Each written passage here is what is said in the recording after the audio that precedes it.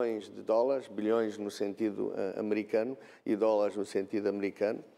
O que é que isso significa? A eletrificação da África significa uma enorme oportunidade para Moçambique, por exemplo, sendo o país onde muito do gás pode ser convertido em eletricidade. O valor de gás convertido em eletricidade é o dobro do valor de gás transportado para os vários países, LNG ou de outras formas, e criar um efeito Rússia, digamos, e reduzir a competição que Moçambique tem que fazer face aos outros investimentos na Austrália e Canadá e por aí fora. Então, Estados Unidos, gás de xisto. E já falando do gás de xisto. O gás de xisto é muito interessante. O gás de xisto é uma ferramenta política, principalmente, porque se vamos analisar os resultados económicos do gás de xisto, mais ou menos 80% dos investimentos de gás de xisto não dão retorno absolutamente nenhum. Se vamos analisar o que o Peter Rosa, quando saiu da Shell, disse, ele disse que o maior erro da carreira dele foi investir no gás de xisto. Entretanto, continuamos a falar de gás de xisto como fosse uma coisa que vai continuar até à eternidade e vai pôr em risco todos os outros projetos de gás.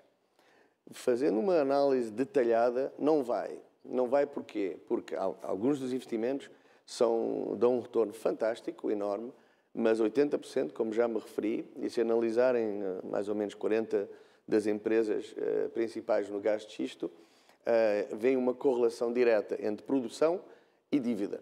Quer dizer, para produzir mais, estão cada vez a pedir mais dinheiro ao banco, a investir mais e não estão a conseguir um retorno realístico para os investidores. Por isso, já vimos e vamos ver mais choques na área do gás de xisto. Estamos numa situação difícil para o arranque de um CPLP coesivo, de um CPLP integrado. Desde 2014 foram aprovados 150 bilhões, mais ou menos, de projetos. E desde 2014, principalmente 2015, foram cancelados ou adiados 250 bilhões de projetos. E então, quando nós estamos, a semana passada tivemos um congresso em Angola e vamos a Moçambique, estamos num mundo muito competitivo, onde o capital é que manda. E então tem que se criar as condições competitivas para esse investimento realmente acontecer. Mas a realidade é que temos, seja Moçambique, seja Angola, seja São Tomé, seja Timor, boas oportunidades de investimento, mas nem sempre são colocadas no mercado na forma certa, comparado com outras opções que existem de investimento para as grandes empresas. Mudando agora um pouco de direção, queria virar a atenção ao gás. Sim, estou de acordo com a área de eletrificação, mas tudo indica, pelas pesquisas que estamos a fazer neste momento, que vamos ter uma grande substituição na área de transportes de petróleo para gás. A Shell, com a compra da BG, pode ser um dos primeiros passos nesse caminho. E as altas críticas ao uso de carvão, mesmo em países desenvolvidos como a Alemanha, para não falar da China, temos uma onda de sentimento a crescer contra emissões e contra o uso de carvão que vai beneficiar o gás. Já temos várias opções na área de gás. Então, para começar a concluir, os CPLPs muito bem posicionados, mas é preciso colaborar e planejar o futuro, estruturar o futuro. É preciso um diálogo construtivo e é preciso formação de quadros técnicos e de quadros de gestão, que é uma área onde há a oportunidade de realmente alavancar e crescer. Os respectivos governos deveriam iniciar um programa bem estruturado, como já disse, para que the Portuguese Speaking Constellation torne-se uma realidade, um ator no mercado e um parceiro estratégico dos grandes investidores e companhias de petróleo como a Shell, a BP, a Exxon e outras empresas. Ok, obrigado. Muito obrigado.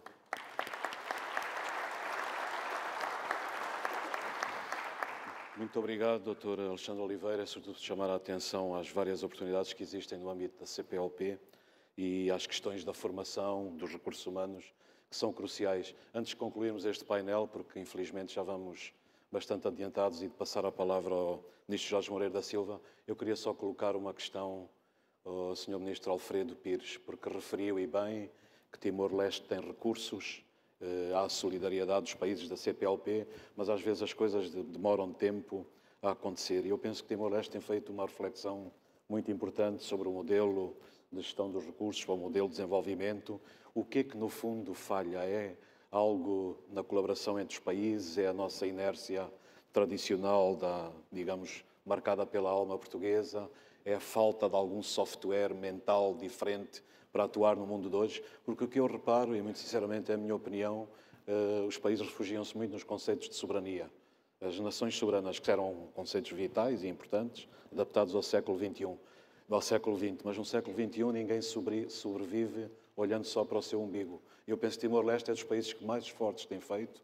Timor Gap é uma demonstração clara, mas sem nos inserirmos nas redes globais da mundialização, nas redes energéticas, sem estabelecermos uma política de alianças, muito dificilmente cada país triunfará neste século. E, portanto, o que é que nos falta para unir todas as forças e criar capacidade para competir no mercado global? Sim, isso é um dos problemas da realidade da nossa comunidade. Como hoje eu tinha dito, né? Levou 20 anos para ontem tomarmos uma decisão para criar uma rede de energia na CPLP, né? Mas eu acho que é uma questão de comunicação entre nós, principalmente nós timorenses, mas esse aqui acho que falta um bocadinho. Nós conhecermos uns outros mais nas realidades e tem que haver um esforço pelos Estados-membros de criar condições para que isso aconteça, né? E pronto, aqui talvez o embaixador, secretário executivo da CPLP tem aqui um grande papel, porque é a responsabilidade do secretário para trazer-nos todos juntos, né? Mas eu sei que talvez precisa mais verbas, mas esse aqui então o que é que nós temos que fazer? Mas existe aqui uma lacuna de falta de mais interações ou contactos entre nós, né? Mas outra vez a nossa questão da amizade, mas existe conhecimentos, por exemplo, ontem nas discussões, só ouvindo cada Estado-membros ou seus representantes, chegamos a conhecer coisas que antigamente não sabíamos, né? Imagina se nós tínhamos uma coisa com mais regular e tal, e existe, como já tenho falado aqui, várias competências que talvez ainda não sabemos que existem. Então tem um aspecto de comunicação. Embora alguns não acreditem que têm vontade, mas nós timorenses acreditamos que a vontade está ali, para essa comunidade existir numa forma onde damos mais atenção à economia. Ok, muito obrigado.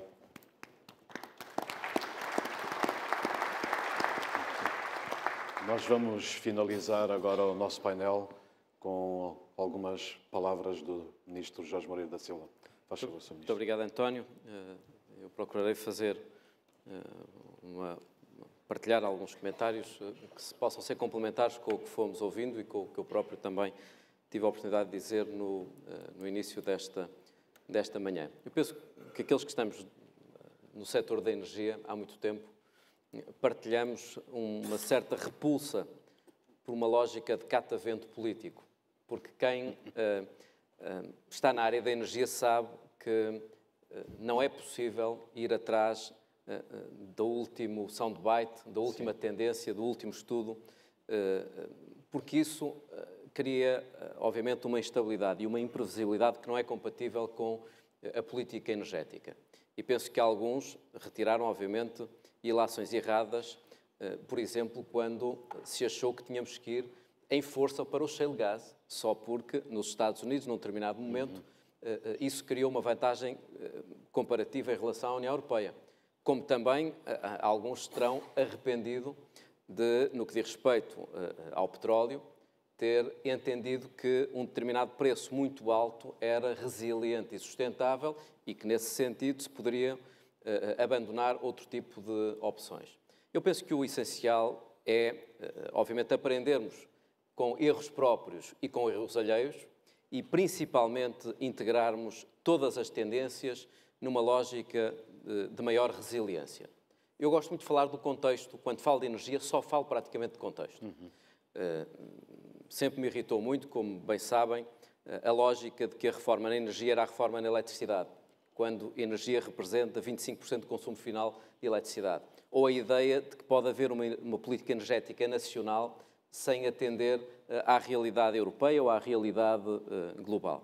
Dou-lhes 2 ou 3 exemplos de como o dia-a-dia de um membro do governo nesta área passa precisamente por olhar para tendências que transcendem a área da energia e, portanto, que integram a questão climática e a questão social e a questão da competitividade e, por outro lado, transcendem claramente fronteiras partidárias.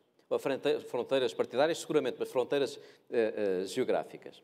Ontem, ou anteontem, em Espanha, em Baiona, demos o passo decisivo para a criação do mercado ibérico de gás, para o MIBGás. E tal como fizemos na eletricidade, temos agora um tratado que consolide um mercado ibérico de gás. Ontem, aqui em Cascais, na primeira reunião de ministros da Energia da CPLP, criamos as bases, pela primeira vez, para ter uma articulação de políticas nesta área.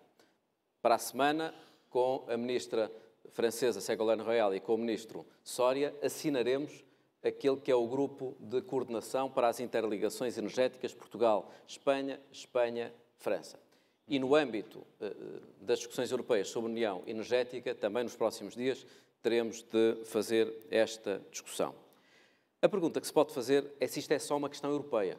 E, portanto, se esta conversa que Portugal tem feito e que outros países têm feito nestes domínios, se não envolve ou se não deve acabar por ter uma grande influência nas escolhas que os países da CPLP fazem. E é isso que tenho procurado partilhar com os meus colegas ministros da CPLP. A Europa é a maior economia do mundo, o que significa que qualquer opção energética na União Europeia não pode deixar de ser lida como uma oportunidade para os países da CPLP. Alguns poderão ver